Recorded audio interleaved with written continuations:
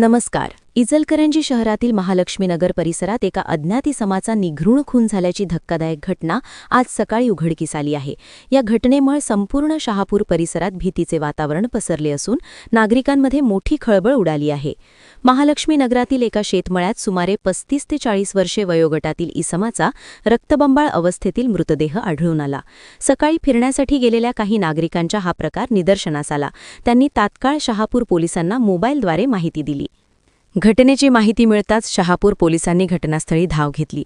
Police निरीक्षक Sachin Suryavanshi, PSI Mahavir कुटे तसेच DV पथकाने घटनास्थळी पंचनामा केला. प्राथमिक माहितीनुसार मृत व्यक्तीचा रुमालाने गळा आवळून खून करण्यात आला असून त्यानंतर मोठ्या दगडाने डोके ठेचल्याचे समोर येत आहे. त्यामुळे हा खून पूर्वनियोजित कट रचून करण्यात आल्याचा संशय व्यक्त केला जात आहे. मृताच्या अंगावर गंभीर मारहाणीच्या खुणा आढळून आल्याने धारदार शस्त्र किंवा कठीण वस्तूचा वापर करण्यात आल्याचा अंदाज आहे. मृताची ओळख अद्याप पटलेली नसून परिसरातील सीसीटीव्ही फुटेजची तपासणी सुरू आहे. संशयितांचा शोध घेण्यासाठी विशेष पथकाची नियुक्ती करण्यात आली आहे. दरम्यान या घटनेमुळे महालक्ष्मीनगर आणि शहापूर परिसरात भीतीचे सावट पसरले आहे.